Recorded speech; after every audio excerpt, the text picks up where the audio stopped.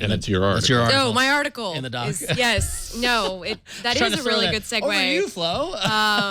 That's a good segue because I have no idea how to segue this other than I wrote an opinion piece on Friday and I sent it to Jason and Ron this morning asking if they were interested in putting on the show today, and now it is. Yeah. But basically, the article just sort of posits, like, have we reached peak smartphone?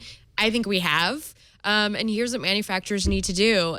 The crux of my opinion is that we need something more to wow us, and I think all of that is going to come from software. Yeah, and I felt, and it was funny because when you sent the link, and I'm sorry I didn't see it on Friday or over the weekend, but I tried. Oh, it just went up yesterday. Oh, okay, yeah, good. So I'm glad you sent the link then. Yeah. But when you sent it, I read it, and as I'm reading, I'm like, yes, and I felt like, and I actually said it to you, is that I feel like we've been skirting around this topic for almost a year now on this show alone.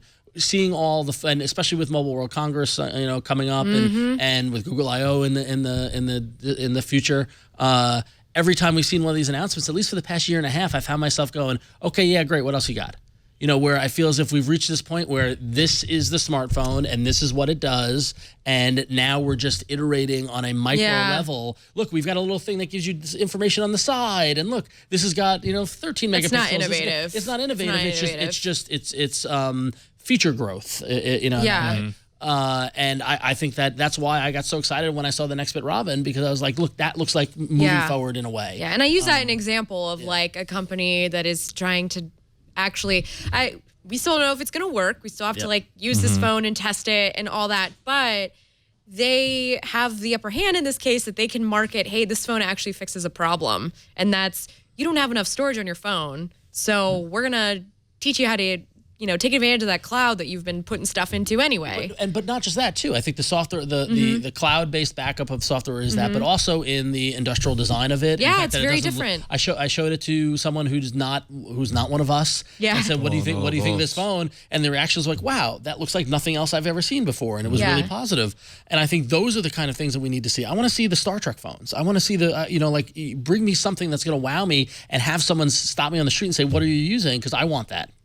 And to that topic, I can confirm here that I've committed to purchasing a Nextbit Robin. So at the end of February, I will have a Robin. So I just got to get my Nexus 5. I got to get the jumper cables and keep it going until February. But yeah. So and I'm gonna put my money where my mouth is at that. So it's interesting what you're saying about software as a differentiator, because I feel like on this show as well, we've kind of held companies like Samsung to the fire for differentiating on software, in the past however many years, because Samsung is definitely a company that does different things with software, definitely plays around with a lot of different software features and to try and set its phones apart. Yet often people come down hard on it and on Samsung as a company to say because it's like, why am I going to use that feature, or whatever the case may be. So it's software differentiation, but are we saying useful, like good, useful to the bottom line software differentiation? This can I don't know. This can go into a whole nother conversation about the fact that I see people who really like the Samsung software, and there's got to be a reason they've kept it around as long as they have, because it must be working. Like, something has to be working for them to do that. I think the thing that bothers me the most is just in the earnings report, like Samsung talked about softening demand, almost like that is an excuse for not innovating. Like, I'm not saying that that's what that's the way I read it. More or less. That's the way I read it. That's the way you interpreted it. Personally, the way I interpreted it is that it's the same thing with Apple. When Tim Cook said it, it just feels like, well, everybody's saying it right now, right? It's a big, it's a big deal right now. It's slowing down. Maybe the days of having to buy for passionate people and for not passionate people, having to buy a phone every 1 to 2 years, which one is actually pretty aggressive, I think, for most people. But every 2 years, I feel like this is a little bit more doable. Maybe those days are gone. Maybe you don't need to do that. What do you think, Liam? It's a lot to think about. So I think to the point about Samsung differentiating, so sure, they differentiate, but I feel the same way. Well, not exactly the same. I feel in a similar way towards that as I feel towards things like 3D Touch, for instance. Right. Like, you can have excellent engineering that's top notch and executes what you want to do perfectly, but if you're going in the wrong direction, it doesn't really matter. Whether that's the case with Samsung, I don't know, because like Flo said, something is obviously working because we're still here with these tweaks and everything. So I don't really know. I can't remember the second part of the discussion, but yeah. Well, I mean, I think, going back to it, I do think it's softening because, I said what I think with the Samsung 5 or 6, I was like, how often are they going to release these new phones? Like, it felt as if the window was getting smaller and smaller between these announcements, and at some point it doesn't line up with consumer use. And I think that's, and I'm not surprised it's softening because it's, clearly you've got the people who want the new and best thing, and those people are settling in and using their device and then being more judgmental about their next purchase.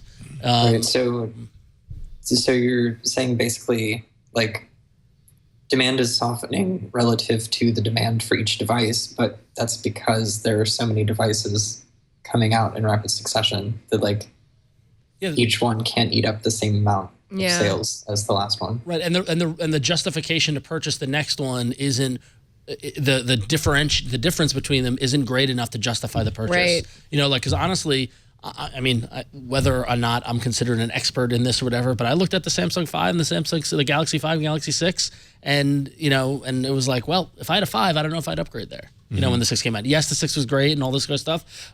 And if I was a true Samsung fan person, like Flo says there are, which I don't quite believe there are that, but I guess so. Oh, there are. The Edge might be the thing to get me in, but and we saw the Edge sold better than Samsung thought it was because it was different. But is it going to this time around, I wonder? That's because so many people bought into it this last year. I mean, this is a conversation we could have for hours because there's so many nuances to it, and if the market is always growing, like as in there's people who haven't gotten into the smartphone game yet, and they are intending to. That's all new users. It's all inflating the numbers and giving you a big market.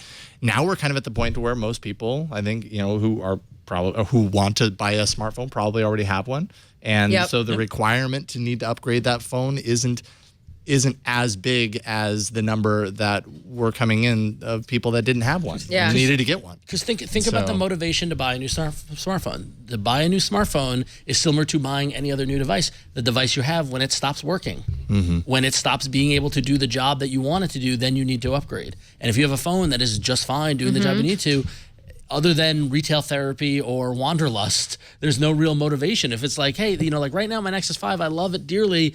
It's dragging, it's slow, it's all these things. I need a new phone. Like it is no longer solving my needs. But it's like a beat up Corolla. Like it's kind of beat up on the outside, but it's still chugging along and getting you. Yeah. 60 I could still miles. probably power up my Motorola Droid and use it on daily basis. No, I couldn't. No. I couldn't even finish that sentence. I don't know. I think if we're gonna have a light year in terms of like features, maybe manufacturers should like take this time as a little bit of a break and just sort of, go back to the drawing board, see what really matters to, Pushing innovation is important in everything. I think, and it doesn't need to be something grand like a dual screen or like 7 lenses that, whatever. Or 3D or whatever. Yeah, it doesn't need to be that. It can just be, simply better battery life or,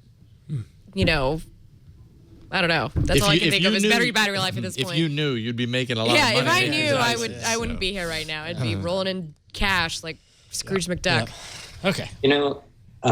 Hearing you say like go back to the drawing board and kind of like reinvent things and think about things, I was just thinking like manufacturers already say that they're doing that so often. I know. That even when there's like actual serious innovation, it's going to be so hard to message it in a way that people actually adopt. Because they've already heard so many times. They're like, this is the ultimate. Maybe they thing. should just like stay away for a while. just be quiet for like a year. Yeah, just don't exist. I'm pretty sure the shareholders do not want that. Like, I know, but like they could, take a like celebrities go to rehab or something. I don't know. Like